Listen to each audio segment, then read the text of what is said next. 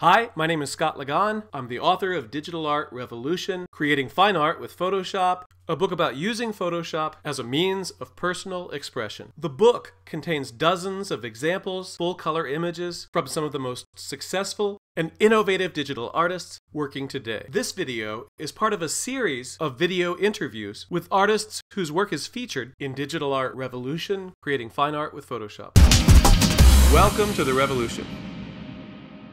Today, we're very pleased to have an interview with Stephen John Phillips, photographer of world renown. Stephen, your work is very distinctive as a photographer. What would you describe as some of the defining characteristics of your work? I work primarily with a nude figure. I guess as a style, I've looked at, and people that inspired me would probably be some of the obvious ones, Joel Peter Witkin, Robert Mapplethorpe. But I also am inspired by things, underground comics, Robert Crumb, Charles Burns, Mark Ryden. All of those kind of things really inspire me. I guess I would describe my style as almost kind of Victorian, and I want them to have that feel of almost old freak show. I use a lot of fabrics and velvets and stage looking. I kind of like that performance thing. I'm also really interested in that idea of androgynous figures. I work with a nude for a lot of reasons. I think the nude figure tends to create this timeless feel. It doesn't date things. I did a series of pictures that was called The Last of the Mohicans, and I used people with mohawks, and a lot of them were my students, but instead of photographing them, I had them take out their nose piercings and their jewelry and everything else, and I wanted them to look older. I wanted them to feel more like timeless pieces, so they look a little bit more like some of the old Curtis images of Indians. I'm really interested in that whole idea of not having things be dated. I think the idea of photographing the nude is appealing on a lot of levels. It's a very beautiful, traditional thing to work with. People are always either really interested or put off by the nude. I like that. Stephen, you've worked as a traditional photographer for many years with great success, and you've only recently started incorporating Photoshop and digital technology into your work. Why now, and what benefit do you get from incorporating digital technology into your work? I guess I finally gave in. I fought Photoshop for a long time, you know? It was sort of like, I just didn't have the desire. It was like, oh, people are like, oh, you should put your stuff in Photoshop, and for some reason, I just thought that it wasn't right, you know? And then I started to see some things. I started to see some work out there that I thought, hey, wait a minute, this is really pretty good. I also really like the quickness of it. I like being able to see that instant, immediate result, rather than like soup in the film forever. I think probably one of the first things I did with Photoshop was a piece called Penguin Boy, and I had been at a tattoo convention. I'm really into tattoos, as you can see. I had been to this tattoo convention, and there was this guy there that was in the sideshow performance, and he was swallowing fire, and he was picking up weights, but he had a birth defect where basically his hands almost were fused to his shoulders. And I thought about asking him. I think he probably would have modeled for me. He had a mohawk and he did these performances, so he obviously was comfortable with his handicap. But as soon as I saw him, I thought, oh God, everybody will scream Joel Peter Witkin. So why don't I make my own? So I talked with Chris Shanks, the woman that basically taught me Photoshop, and you know, I said, Chris, could we make this? And she was like, of course we can make this. So I think that's what got me started, that whole idea of distorting the figure, and you know, she fused the hands, and we created this thing that couldn't really have existed in any other venue except for Photoshop. You've really embraced digital technology in a number of ways. You have a very popular YouTube channel where people can find out about your work and your ideas about your work. Can you tell us a little bit about this social aspect of digital technology and how that's affected your work. It's kind of like television. I know that I teach with a bunch of people that are very proud of the fact that I don't own a television. It's like, if I were the chair, I would say, you're fired. What do you mean you don't own a television? It's pop culture. Digital, YouTube, Facebook, it's pop culture.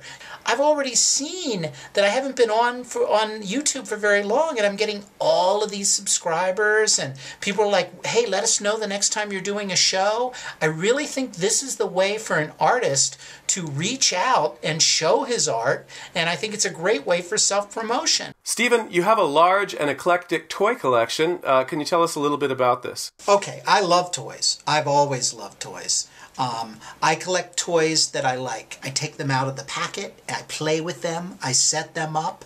I like artist toys. I'm a big fan of Gary Baseman, a big fan of Kozik. Kozik started out doing rock and roll posters and now has moved almost exclusively into toys. I think that's where some of the most interesting art is happening right now, in the toy community, and that idea of these limited edition artist toys. So do the toys ever become props or inspiration for your photography? The toys do oftentimes become inspiration.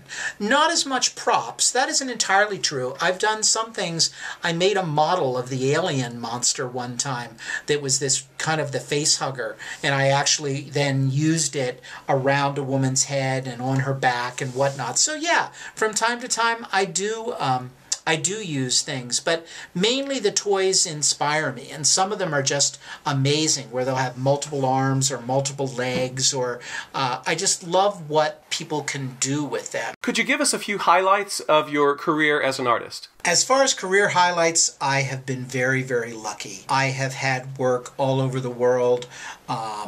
I was lucky enough to be in Marcuse Pfeiffer Gallery, who was a big dog in photography many years ago. She was really an important person. I loved being part of her gallery. I had my work included in a number of museum shows.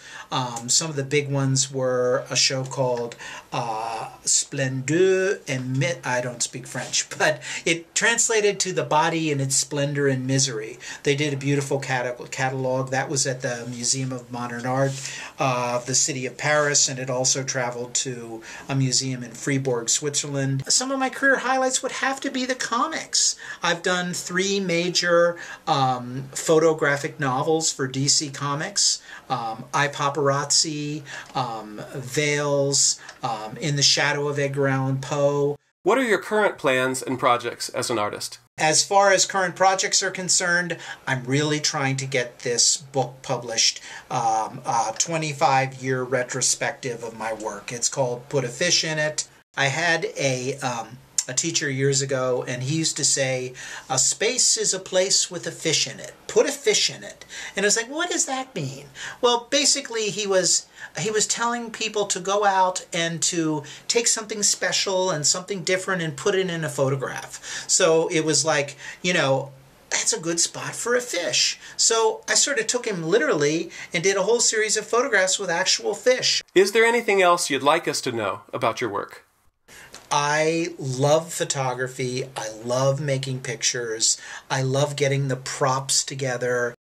I'm full of ideas. I love ideas. I love going to flea markets. I love getting all kinds of props and finding things and putting them together. So I don't know. I think that if I were probably going to say anything else about what I do, I think probably the most important images and the best images that I've ever done have been the most personal. Like when we got a new dog, I finally saw those dog ears and pickled tails and all those things that dogs ate.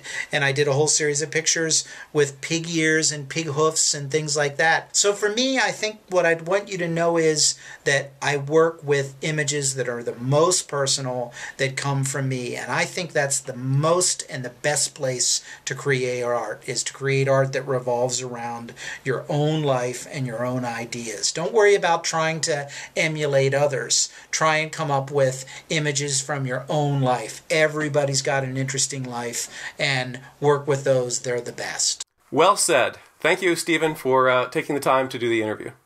Okay, thanks a lot.